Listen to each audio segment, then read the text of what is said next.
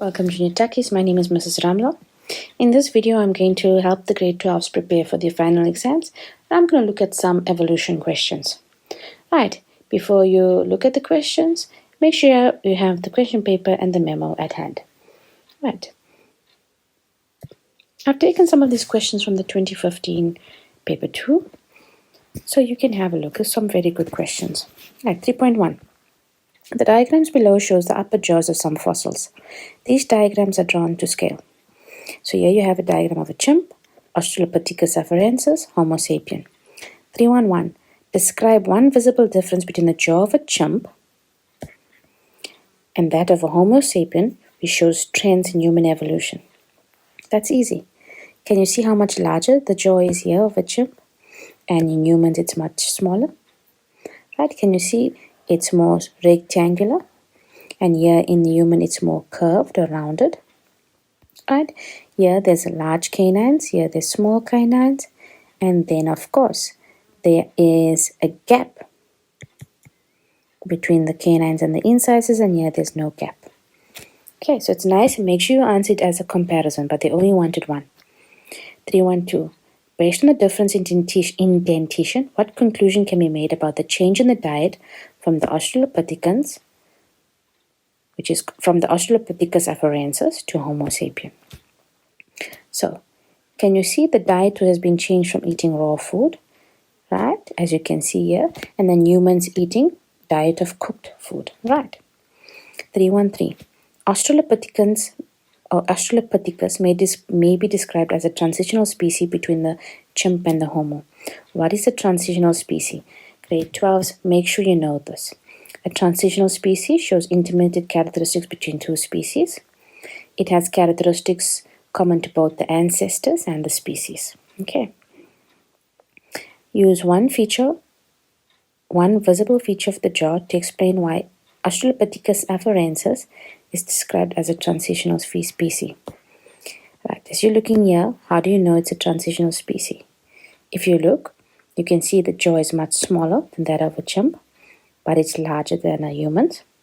The canines are smaller than the chimp, but larger than Homo sapien, and the jaw is more rounded than the chimp, but it's less rounded than a human.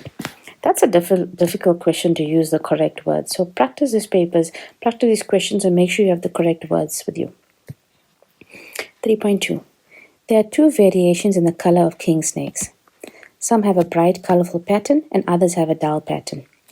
King snakes are non-poisonous to their predators. Coral snakes also have a bright color pattern, but they are poisonous to their predators.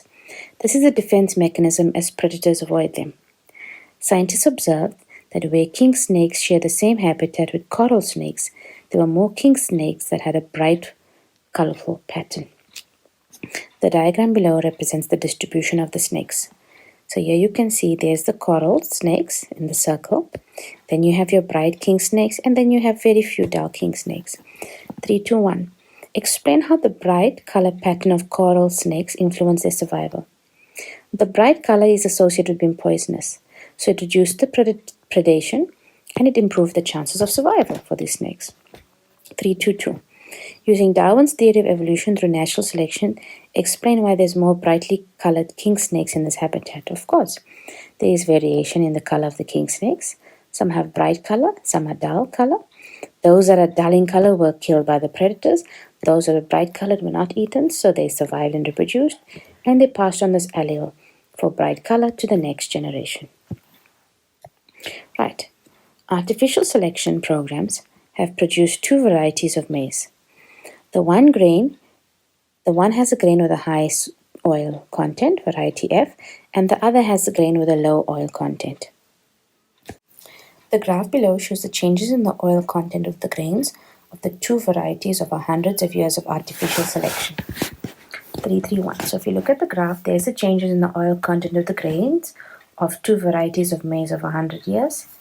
Oil content, yes. 3.3.1. In which year did the two maize varieties have the same oil content?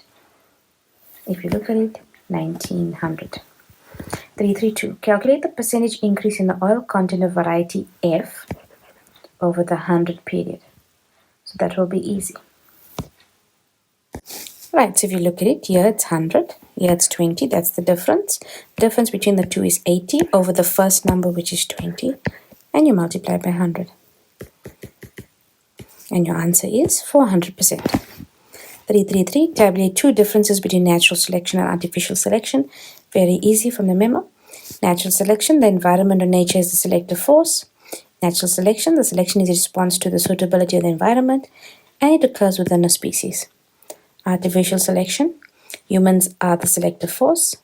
Selection is a response to satisfying human needs, and it may involve one or more species. Right, 3.4. Weeds are problematic to farmers because they invade farm fields and outcompete crop plants for space. This reduces the crop yield. Farmers spray their fields with chemicals known as herbicides to kill the weeds. Some weeds, however, have evolved to be resistant to herbicides. Scientists investigated the time it took for a species of weed to develop resistance to 5 types of herbicides. The results are shown in the table. There's the types of herbicide, there's the time taken to develop resistance in years. Refer to the passage above and state how weeds act to reduce crop yield. So what do? They invade farm fields, outcompete the crop plants for space. Identify the independent variable. Of course, that's easy. That will be the type of herbicide, okay, which we also get here. And what is the dependent variable, which you also get here, the time taken to develop resistance.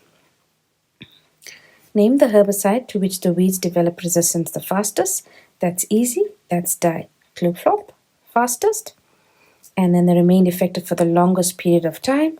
Obviously, it's the last one, trifluralin. Okay. 344. The scientists use the same weed species when investigating resistance to the different herbicides.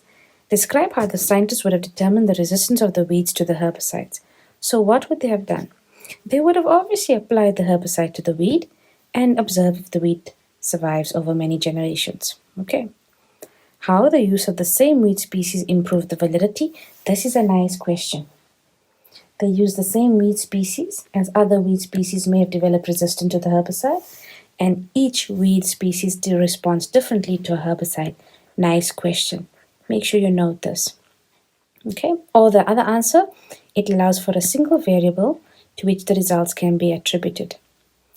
345, draw a bar graph to show the time taken for the evolution of resistance to herbicides. So if you look, there's your bar graph, time taken for development of resistance in years, the different herbicides. There's your heading, time taken for the evolution of resistance to different herbicides. You have your spaces, the bars are the width, same width.